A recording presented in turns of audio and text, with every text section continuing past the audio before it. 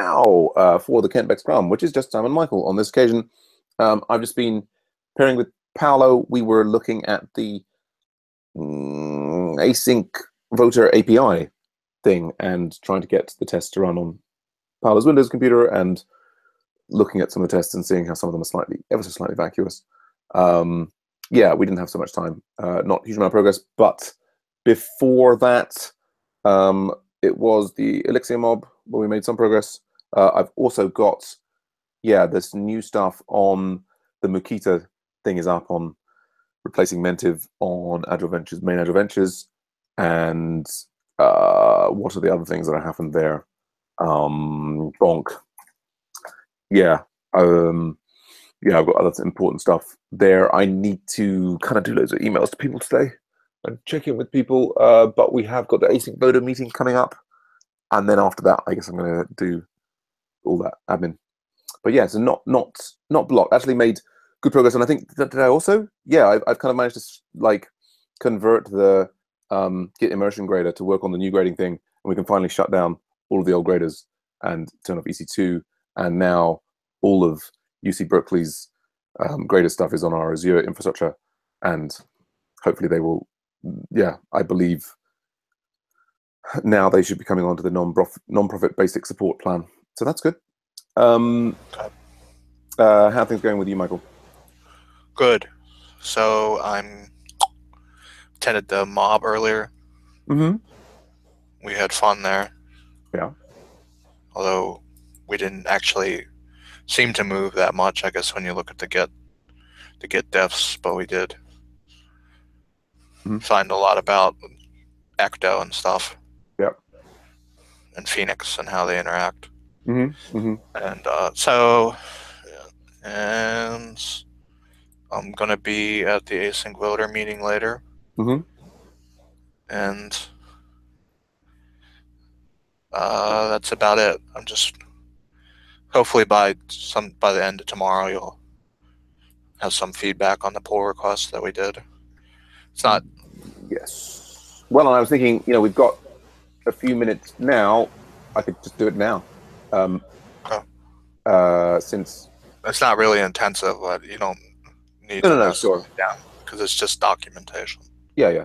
But yeah, you were just saying. I guess it's interesting. Like for me, you often feel like a little uncomfortable with Markdown, or it's. I don't really know it. Mm-hmm.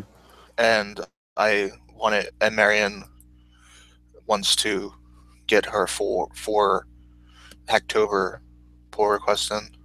Mm-hmm. So I just let her kind of do it. And I was there last night, like helping along.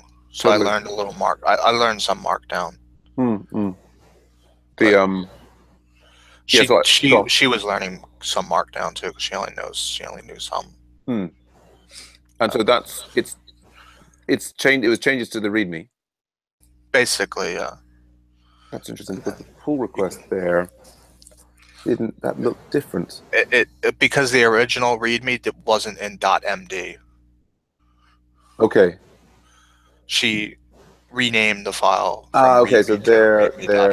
Okay, so it's got the Markdown extension on it. I don't know if that's strictly necessary or not, but I think for it to appear on GitHub in a nice way. But yeah, I mean, the way that I would be tempted to change this, and I think I can just sort of make the changes in the pull request, is rather than having these as separate items, we can kind of just make them bolded more as popping out if we surround them with triple backtips.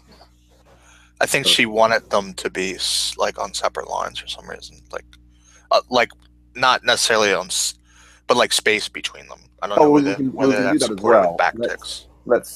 I mean, now also you'd be doing this in R at the prompt, right? Yeah. I mean, it depends on your preferred. Yeah. RStudio or whatever. Sure. I mean, the using the triple just kind of highlights it a bit more strongly. No, yeah, like this. You'll see in a second. We kind of had ones like inline that were like Mhm. inline where there was other text around them. So we just And this is our syntax here. yeah. Yeah. So the other thing is if you use the triple backticks, you can like get it to syntax highlight. Oh, like it'll tell you. Okay.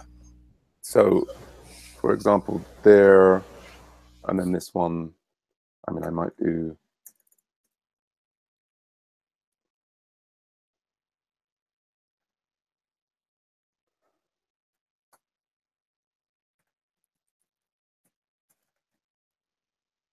Uh,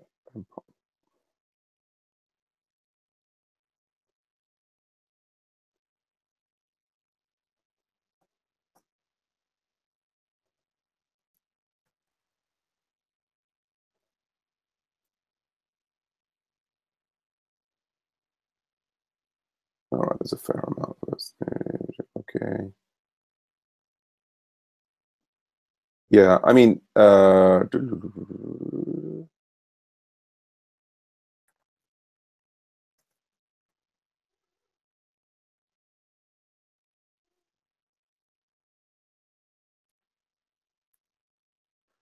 I personally would probably not have the extra spaces in between them, but it's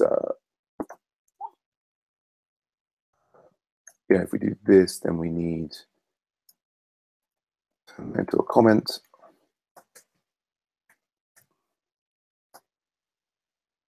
I'm just like incredibly in love with Markdown and just want to do everything in Markdown. I love it.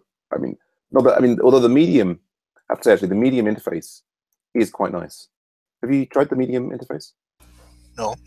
That's the Medium blog interface. I think it's yeah, really quite nice.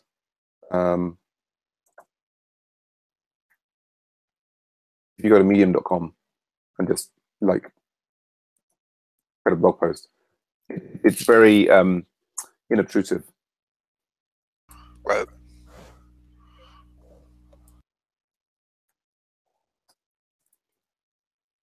I can also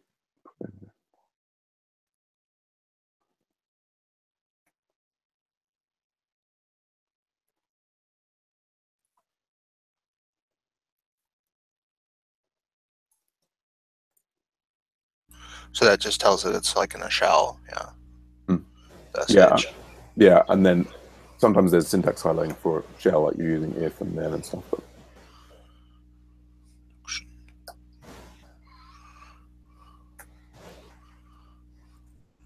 Okay. okay, that's my alarm telling you it's time to.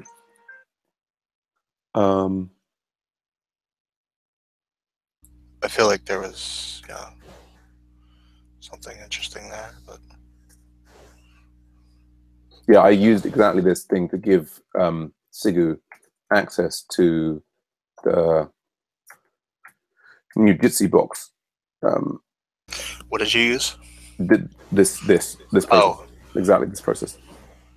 but you didn't. Yeah. Okay. Like you actually read it off my thing, Yeah, so it kind of validates it.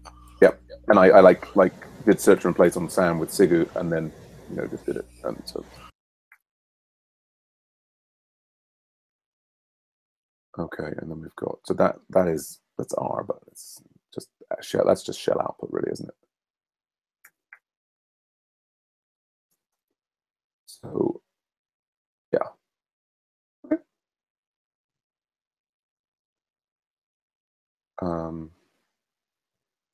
So now it basically, rather than just like sort of making the immediate thing around it gray, it kind of like grays out this sort of box area, which Right. I think makes it kind of, Nice looking.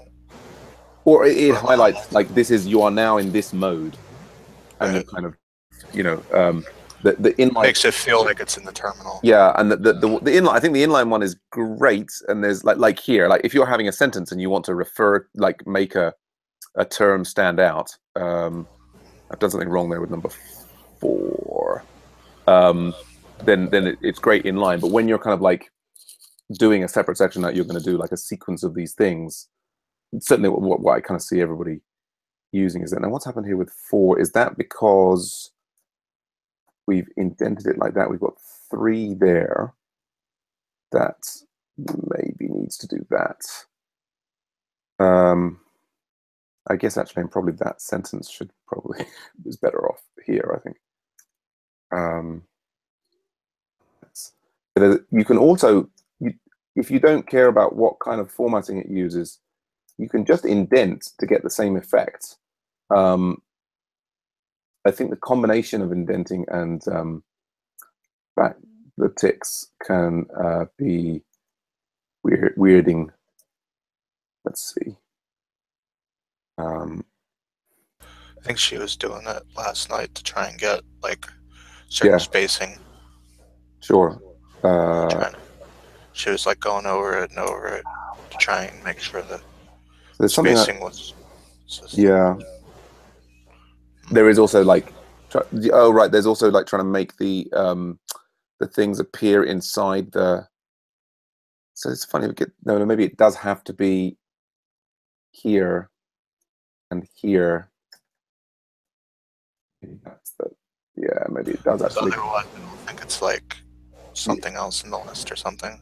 Yeah, I think if you want to keep it in the list, that's fine. It has to be indented. The right amount. So it's very aware of its indentation. Yeah, well, no, there's this medium plugin for Rails that I started on with Matt, and it has a markdown thing, so you can have the full medium thing, and then you can go, yay! All right. So that pull request should be just updated now with those things, and we can merge that in to get Marion's thing done. Third pull request now. Yeah, cool. All right. I'd better go and start the async voter thing. I'll maybe see you there.